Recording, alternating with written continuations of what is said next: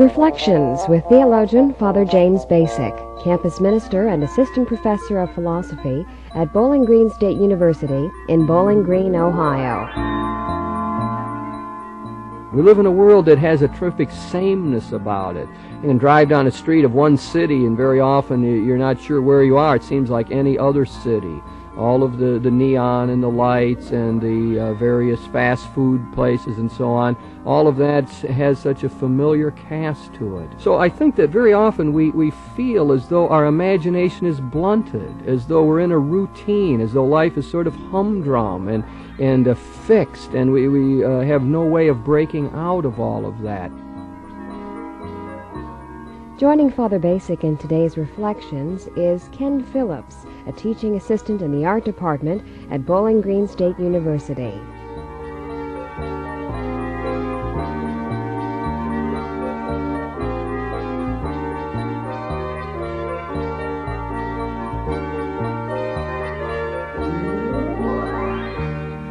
Today's Reflections focuses on the topic of imagination and the arts. Here's Father Bacik. Mr. Phillips, kind of you to appear on the program today. You're right, Jim. It is kind. Take time out of your busy schedule. It is Since busy. I know you as one of the fine young artists and poets in the Toledo area, I thought it would be good if we would talk a little bit about imagination and art. Since that is your field, and I know you to be a talented person in that, I figured you would probably have something to contribute to the conversation on that topic. Well, thank you, Jim. It's a pleasure to be able to be here. Okay, why don't we begin with suggesting what I think that an answer to the question of why be interested in this topic. Somebody said, well, who cares about the arts, or why should we be worrying about painting, sculpture, music, architecture, and so on? Why should we be thinking about this? And one reason comes to my mind, and that is the general problem in the culture of routine and boredom. It seems like we live in such a humdrum existence very often. Many of us have daily routines that we have to adhere to. We have schedules and we feel busy, and very often we're in sort of a rat race and we wonder when it can ever stop. A lot of us have trouble finding time to probe the depths of what is going on in our experience. We live in a world that is so standardized. Everyone complains about bureaucracies, of having to deal with systems where people deal with us impersonally. Many people say they feel like things. Some people even want to interpret us in terms of computers, that we're nothing other than sophisticated kind of computers or bundle of responses to stimuli that's available in our culture.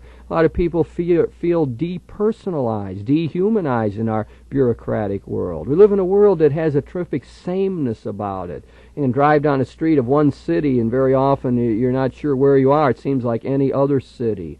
All of the neon and the lights and the various fast food places and so on, all of that has such a familiar cast to it. And it begins to extend around our Western world. And so I think that very often we feel as though our imagination is blunted, as though we're in a routine, as though life is sort of humdrum and fixed, and we have no way of breaking out of all of that. It sort of gives us a deadened spirit, I think, maybe a feeling of being down in one way or another, or isn't there anything new or exciting ever going to happen in my life?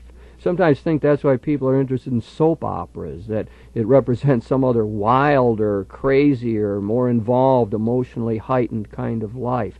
So I do think that is a problem in the culture, and I would think that one of the functions of art is indeed to help us to deal with that, to break us out of that humdrum routine, to help us to see life in a different way, and to give us a different perspective on things, to lighten the spirit and let the imagination soar a bit.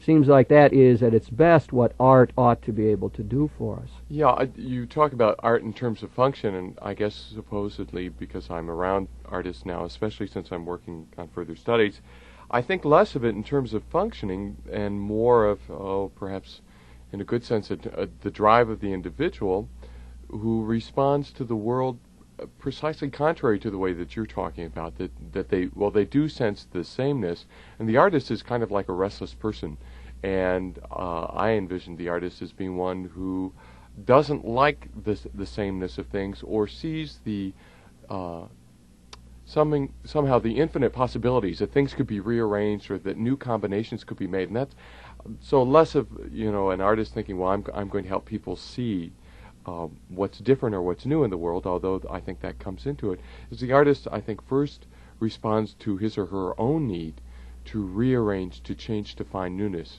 Yeah, so it draws out of an inner need. I'm reminded of Wallace Stevens' line, something about when asked why he writes poetry. So why do I write poetry? I write it because I have to. Yeah. I have to do it. The muse is inside, striking and moving, and there is this drive to give expression. So the artist, that's an interesting slant from the viewpoint of the artist, that we should, those of us who are not directly related to the field, maybe shouldn't think of artists so much as functionaries, but allowing them their own space, their own creativity, and that what they end up producing somehow then can be shared with us. Right. Well, I like that idea. As long as we're talking about the artists, we might try to think a little bit of how they do benefit us. And there's that other saying, it won't come, I don't forget who said it, that the artists are the antennae of the culture. You know what that comes from? No, I'm sorry, I'm not familiar with it. Anyway, that's an interesting idea, isn't it? Because that the artists are in touch with what is going on, that they have an intuitive feel for the changes in the culture, that they know what the problems of the society are, that they see something about the directions in which we are moving. So therefore, artists become very important to me in my work as a theologian. That is, that if I wait around for people to do analytic studies of what is happening in our world, I probably will be a couple decades late.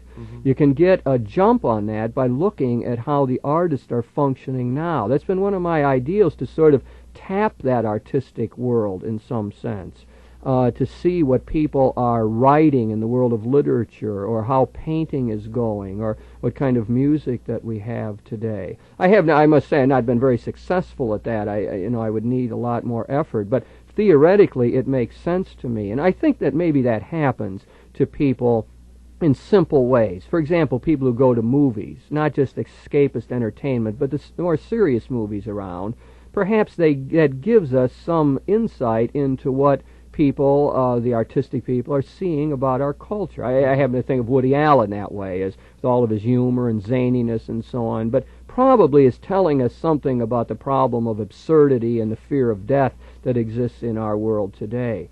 So the artist is the antennae of the culture. Now, I don't think an artist wants to be self-conscious about that and walk around with a television thing on his head or something as an antennae, but I think that just they do that for us. You do that for us, and I think that really is a valuable kind of function. Yeah, I think that's, for instance, why so many people have problems with art and are inclined sometimes to dismiss it, is because it does fulfill, if you will, that kind of prophetic role, that it kind of is sensitive in advance of certain movements or moods, and because perhaps most people aren't familiar with the message that may be coming across or the way that message is being brought across, that, and I know I do it as a viewer of new art forms especially, I tend to dismiss it, or I become jaded by the seeming lack of communication with the artwork, or consequently the artist and myself as a viewer. And it's like the images and the imagination that's in tow there or in play there seems to escape me, and I become resentful of that. I suppose that those of us who are less familiar with the field experience that to a heightened degree. I mean, people, when they hear avant-garde music, maybe feel as though there's something wrong there. And the people who see modern art that isn't representational and is more symbolic and free-flowing, or the art that supposedly represents the deeper areas of the imagination and psyche, surrealism and all of that, that's really puts people off very often, I think. Perhaps, too, a lot of the absurdist writing in literature does that, where it seems like it's nothing but one big problem after another, one big mess, and no clear resolution of that. So, or movies that are, serious movies again, that partake of that, that have that notion that life doesn't make any sense and that it's all grim and so on. So I think that many of us are put off by that. And that raises a good question. I mean, what should we do about that? You know, I must say that sometimes I look at some forms of modern art and I think, well, they're putting me on. You know, I just don't buy it. I don't believe it. I mean, I'm looking at this painting here, and it's all yellow with one little streak in it or something, a different color, and I think, well, what's that? You know, why is that so valuable or selling for so much money? And I remember that I think we were together one time at a lecture on art, and I remember asking, I think it was Rothko, I remember asking the artist who was explaining it why, I'm having trouble describing it, it's just a plain brown colored thing. Well, it's not quite just, it's perhaps layers of color, subtle changes layers in color. Yeah. But I mean, you know, it doesn't look like a horse or a landscape or anything. And I remember asking her why, you know, that was supposedly a great work of art. In other words, I felt sort of put on, and that's, you know, I'm being taken here. I think her answer was something like, well, in a total setting that makes a lot of sense. It was hanging in a chapel, and if you saw it in the chapel, it would help to give you a warmer feeling about the chapel, and it would all fit in and so on. And I could see some point to that in the whole setting. If I walked into that chapel, maybe it would help me to feel more comfortable or warm or welcomed or something. But I guess I'm trying to portray what the lay people often find about the modern art, that it doesn't seem real. It doesn't seem like it's in touch with the world as we know it. And I guess we'd have to find ways to give it a chance, maybe, is what you're saying, huh? I think that's one of the valuable functions of the artist, I suppose, get back to function, is the whole idea that an artist challenges how we view the world, challenges our own experience. For instance, the huge Rothko paintings that you're talking about. I don't totally understand, and I'm still working on that. But I do know that when faced with that, I have to start asking myself, well, what do I expect art to do? What am I expecting? How am I expecting this person to communicate to me? And I think even asking ourselves those questions are valuable things to have happen. I suppose that one thing we would like to try to do is to allow ourselves to appreciate these things, to let go a little bit and get drawn into the aesthetic experience, and maybe not always just make it be a matter of the head, like I've got to understand it, but that I could allow it to work on me, try to see what the author was seeing in all of this, the artist. What were they trying to tell me? See it through their lenses and let myself be carried along. Again, I don't know, for most people, I mean, how real that is. Again, I keep going back to movies because people go there more often than they go to art museums, although maybe we could use more of that and more exposure to the world of art. But maybe to break out, instead of saying the way I view the world now is the way I always have to view it. I think maybe as we get more experience in life, or learn more, or are challenged more, or have more suffering in our lives, maybe we can appreciate more this other world. I'm thinking of music, which maybe to many people, again, is a more familiar medium, to go to the concert and allow the music to take us over, and to let our imagination soar, and to feel what it is like. And I mean, a lot of times we wouldn't know, those of us are lay people in the field, we don't know exactly what the composer had in mind, or we don't get all the nuances of it. But again, it could do something good for us, I think, by breaking us out of this routine again, of our ordinary perceptions of things, and saying, hey, there's a bigger world, or there's a brighter thing going on. And this is the idea of growth. I'm thinking probably one of the key for many of us to appreciating art is simply to see ourselves as people who are in process of growth, who are called upon to break out of our normal ways of perceiving things and to see things in a brighter or richer way that we never thought of before or felt before. As you're talking about people who kind of present images that help us to move on, I'm thinking of C.S. Lewis and a group of books called the Chronicles of Narnia, that on one level function as children's books and can be appreciated on that, I suppose, artistic level, and yet on for instance, like a spiritual level, give all sorts of new images about, at least for me, my image of Christ or my image of God, or even, for instance, what the end of the world is going to be like. It gave me a whole new kind of picture, for instance, of an apocalyptic vision, which always before has been really dark and dreary and full of horrible monsters and explosions. And his apocalyptic vision, at least in these books, is so totally different.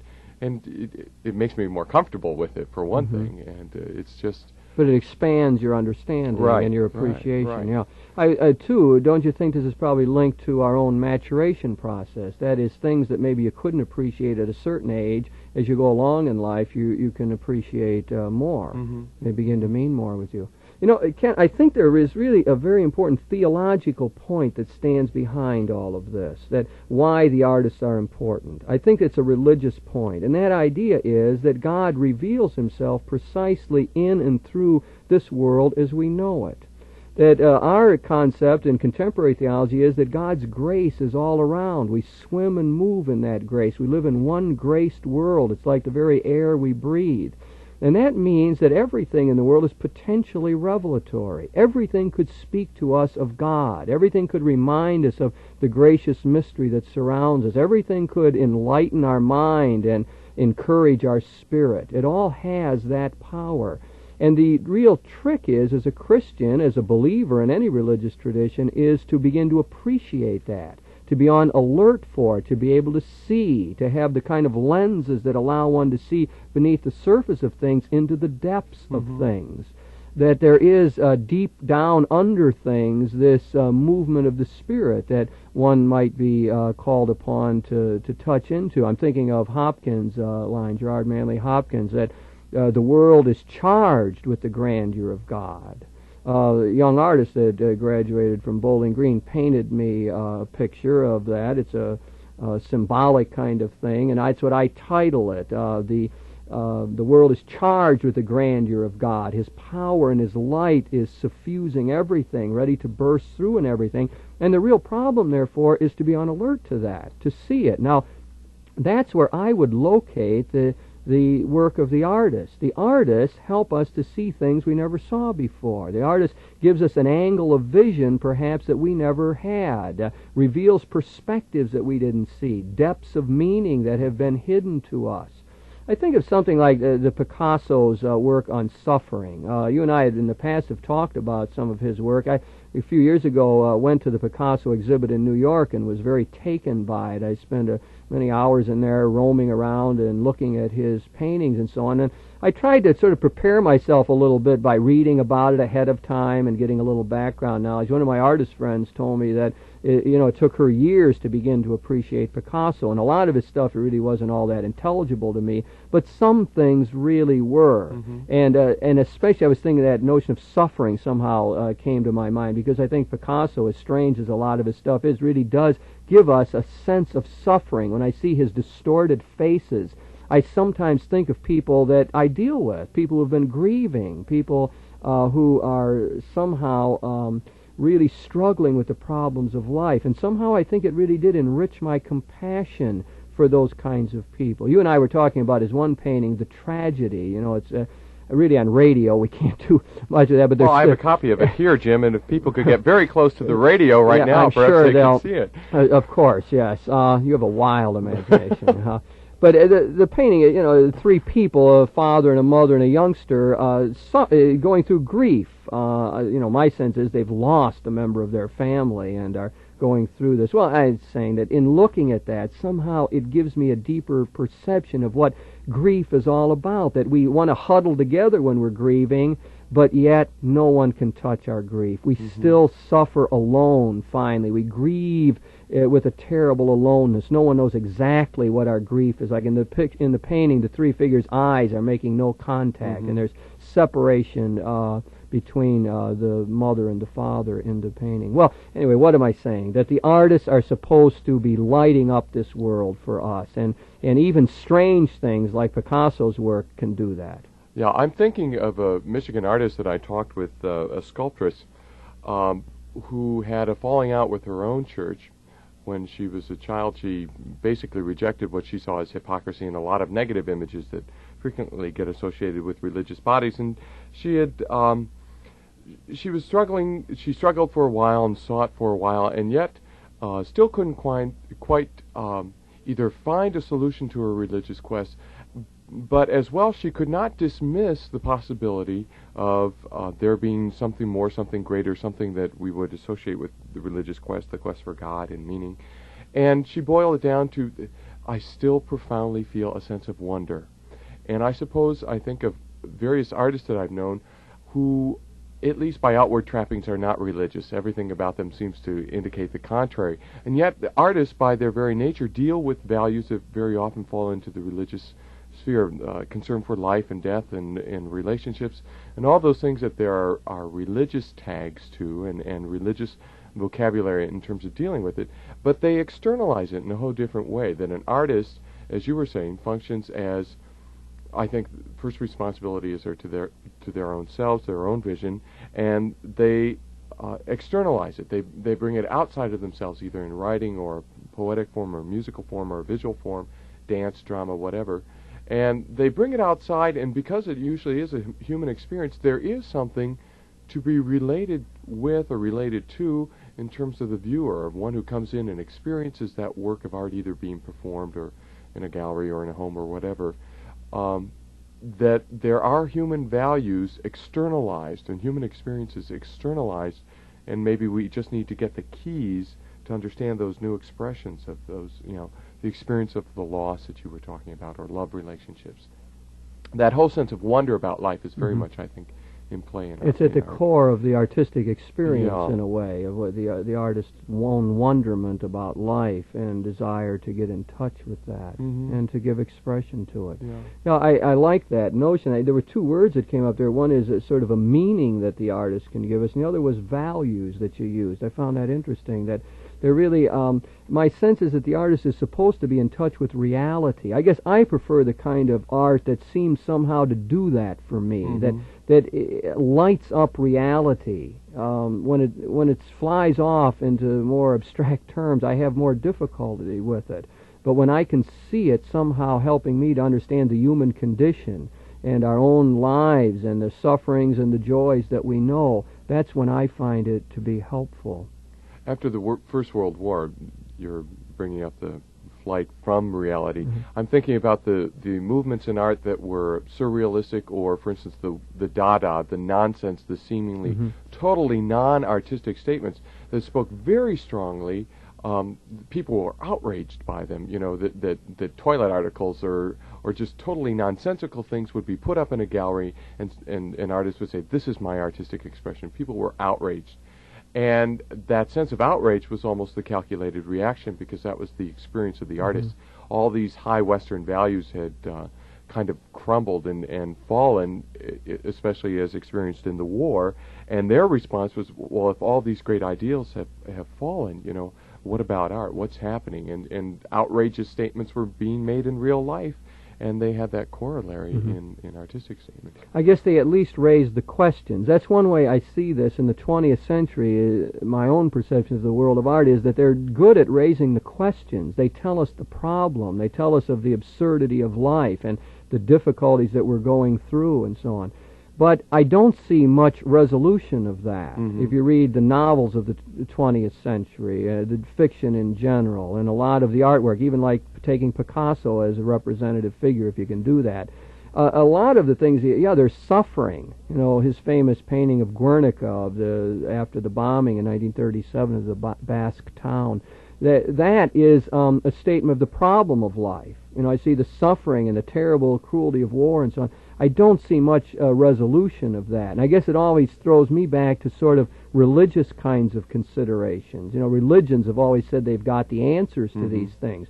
In a previous age, I think the artists often gave us answers as well. If you look at the Sistine Chapel and Michelangelo or the classic period of art, they've got answers. They've got a set system. They've got a symbol system behind them. You get a feeling of a settled, complete kind of world where God is in his heavens and all is right on the world and so on.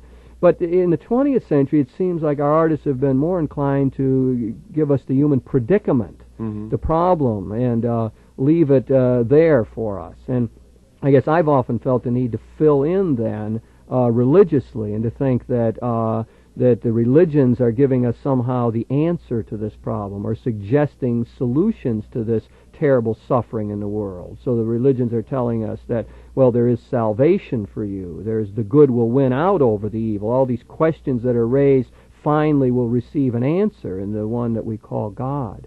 But still, the artist, as you would say, even the absurdist kind of art, seems to do an important function for us. That is, to keep the question in front of us. They keep us religiously from getting simple kinds of answers. I find myself often appreciating more that kind of harsh and searching artistic work much more than what I might call sentimental religious writing, because it seems truer to existence. It seems more in tune with the way life really is as we know it, which is often a struggle. But in the midst of that, I want to get back to that sort of positive answer that I think our Judeo-Christian tradition puts before us, that says there is indeed a loving God, a gracious mystery who isn't revealing himself to all of life, to every bit of reality, and that God somehow takes us and in his hands and gives meaning to all that we try to do in life.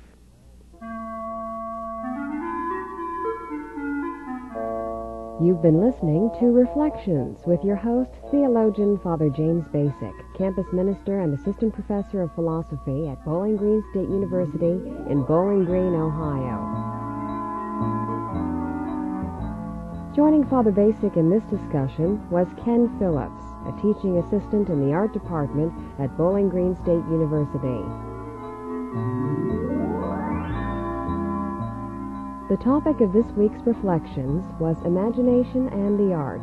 If you have any questions about today's program or any ideas for topics you'd like to hear discussed, please write to Reflections in care of WLQR, Toledo, Ohio 43623. Produced in the studios of WLQR, Reflections is directed by Mark Ferguson. Executive producer is Mary Beth Kirchner.